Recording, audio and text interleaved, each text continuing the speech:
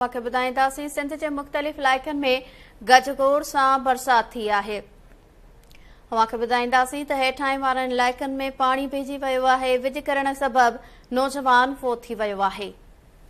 सिंध जे मुख़्तलिफ़ इलाइक़नि में गजगोड़ सां बरसाति थी आहे। मीरपुर ख़ास खां शाहिद ख़ासवेली लाइन ते मौजूद आहे। जी शाहिद, छा तफ़सील आहिनि बरसाति जे हवाले सां?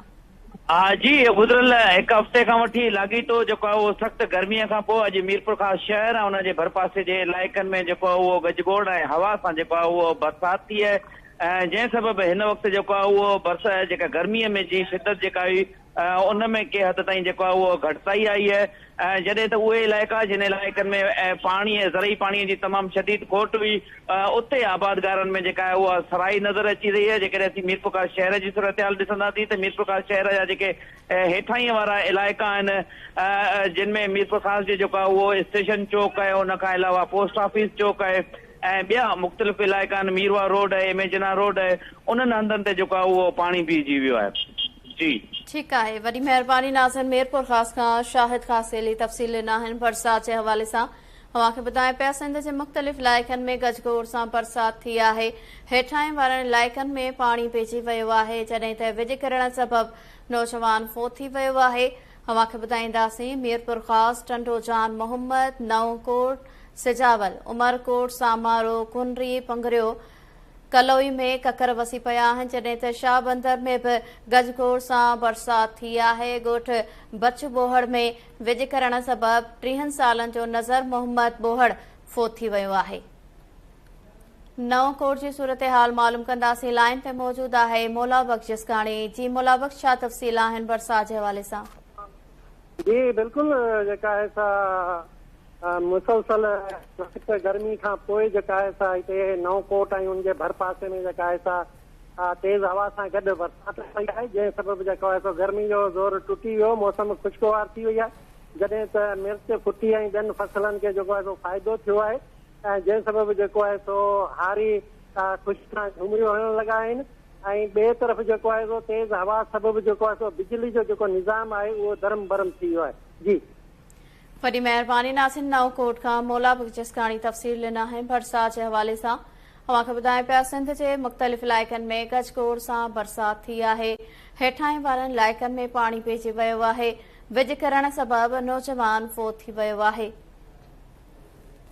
सजावल खां सैफुल्ला जुड़े जो लाइन ते मौजूद आहे। जी सैफुल्ला, छा तफ़सील आहिनि? सख़्तु गर्मी खां पोइ सजावल ज़िले जे मुख़्तलिफ़ इलाइक़नि में जाती, मीरपुर बटोरो, दड़ो, पन्नू जो जंहिंमें मुसलसल बरसाति पई आहे ऐं जेको बरसाति न हुअण जे करे गर्मी जो ज़ोर टुटी पियो आहे। तव्हांखे ॿुधाए ॾिनो मुसलसल लाइट न हुअण जे करे सजावल ज़िले जी जेके बाज़ारूं आहिनि उहे वीरान थी वयूं ऐं मज़दूरनि जेको पंहिंजो कमु करणु छॾे ॾिनो, इन करे लाइट न हुअण जे करे जेको माण्हुनि खे वॾी तकलीफ़ थी हुई। हिन वक़्तु बि सजावल शहर जे अंदरि में लाइट न आहे ऐं हिन बरसाति खां पोइ हेठियां इलाइक़ा आहिनि, हिन में तक़रीबन 2 खां 2.5 फुट पाणी निकितल आहे। पर टाउन इंतज़ामिया पारां के उपाउ अहिड़ा न वरिता वञनि, डीसी पारां जेको शहर जे अंदरि में पाणी जमे पियो आहे उनखे कढायो वञे। वॾी महिरबानी नाज़िन। सजावल खां सैफुल्ला जुड़े जो तफ़सील ॾिना आहिनि। मूंखे ॿुधाए पिया सिंध जे मुख़्तलिफ़ इलाइक़नि में गजगोड़ सां बरसाति थी आहे। हेठां वारनि इलाइक़नि में पाणी पइजी वियो आहे, जॾहिं त विझ करण सबबि नौजवान फोत थी वियो आहे। मीरपुर ख़ास टंडोजान मोहम्मद, नवकोट, सिजावल, उमरकोट, सामारो, कुनरी, पंगरियो, कलोई में बि ककर वसी पिया आहिनि, जॾहिं त शाहबंदर जे मुख़्तलिफ़ इलाइक़नि में बि गजगोड़ सां बरसाति थी आहे।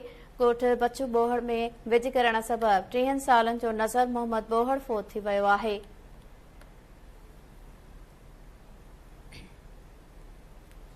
मुख़्तलिफ़ शहरनि जी सूरत हाल अवां ताईं पहुचाए पिया। सिंध जे मुख़्तलिफ़ इलाइक़नि में गजगोड़ सां बरसाति थी आहे। हेठां वारनि इलाइक़नि में पाणी पइजी वियो आहे। विझ करण सबबि नौजवान फोत थी वियो आहे। मुख़्तलिफ़ हंधनि ते बिजली जो निज़ाम डावाडोल थी वियो आहे। मूंखे ॿुधाईंदासीं मीरपुर ख़ास टंडोजान मोहम्मद, नवकोट, सिजावल, उमरकोट, सामारो, कुनरी, पंगरियो ऐं कलोई में बि ककर वसी पिया आहिनि, जॾहिं त शाहबंदर में गजगोड़ सां बरसाति थी आहे। कुनरी खां अब्दुल मजीद मेमून लाइन ते मौजूद आहे। जी अब्दुल मजीद, छा तफ़सील आहिनि बरसाति जे हवाले सां? जी बिल्कुल, कुनियाल पद इलाके में सख्त गर्मी हफ़्ते ॿ सावण जी पहिरीं बरसाति थी आहे। गजगोड़ में बरसाति में जेको माहौल खुशगवार थी वियो, गर्मी जो ज़ोर टुटी वियो आहे। जेके शहरी हुआ उहो ख़ुशी में ॿाहिरि निकिरी रहिया आहे। काफ़ी जेके शहरी हुआ एंजॉय करण लाइ तफ़री मार्ग हुआ, नबीसर थर आहे, चीलबंद आहे, उमरकोट आहे, मिठी रवाना थी विया आहिनि। शहर में जेको बरसाति आहे माण्हू एंजॉय करण लाइ करे हीअ चटपटी शयुनि जो हिकिड़ो वधी वियो, जीअं माना बर्गर वग़ैरह, बारबीक्यू वग़ैरह, जलेबी ते माण्हू नशे लॻे माण्हू एंजॉय करे रहिया आहे। गर्मी जो टुटण माण्हू ख़ुशी में जेको आसपास इलाइक़ा जेके हुआ जिते फसल पाणी जी उते बरसाति आबादगार चवंदा मुल्क में मोटी आहे, ख़ुशी में इज़हार करे रहिया हुआ। ऐं हिन वक़्तु बरसाति जो सिलसिलो हिन वक़्तु जारी आहे। जी वॾी महिरबानी नासिन कुंडरी खां अब्दुल मजीद मेमून तफ़सील ॾिना आहिनि बरसाति जे हवाले सां। अव्हांखे ॿुधायूं पिया त सिंध जे मुख़्तलिफ़ इलाइक़नि में गजगोड़ सां बरसाति थी आहे। सामारू जी सूरतहाल मालूम कंदासीं। लाइन ते मौजूदु आहे सुरेश माली। जी सुरेश, छा तफ़सील आहिनि बरसाति जे हवाले सां? हाँ जी, सामारो ऐं भर पासे में सख़्त गर्मी खां पोइ बरसाति जो ज़ोरदार वसकारो थियो आहे। गर्मी जो ज़ोर टुटी वियो आहे। सामारो ऐं भर पासे में ज़ोरदार वसकारो थियण सबबि मारूड़नि में ख़ुशी जी लहर छांइजी वई आहे। तव्हांखे ॿुधाईंदो हलां त सामारे में गुज़िरियल 4 ॾींहंनि खां वठी सख़्त गर्मी हुई, जंहिंजे करे लोड शेडिंग में अवाम सख़्त परेशान हुई। जंहिं खां पोइ इहो वसकारो थियो आहे, जेको सामारो रोड, साले बम्बरो, रावाबाद समेत ॿिनि इलाइक़नि में बरसाति थियण जे सबबि पाणी बीजी वियो आहे ऐं माण्हुनि में ख़ुशी जी लहर छांइजी वई आहे। जी अव्हांखे ॿुधाईंदासीं सिंध जे मुख़्तलिफ़ इलाइक़नि में गजगोड़ सां बरसाति थी आहे। हेठाहीं वारनि इलाइक़नि में पाणी पइजी वियो आहे। विझ किरण सबबि नौजवान फोत थी वियो आहे। मीरपुर ख़ासि, टंटो जान मोहम्मद, नवकोट, सिजावल, उमरकोट, सामारो, कुंडरी, पंगरियो ऐं कलोई में बि ककर वसी पिया आहिनि। वधीक तफ़सील मालूम कंदासीं। लाइन ते मौजूदु आहे नूर हसन भंवरियो। जी नूर हसन, छा तफ़सील आहिनि?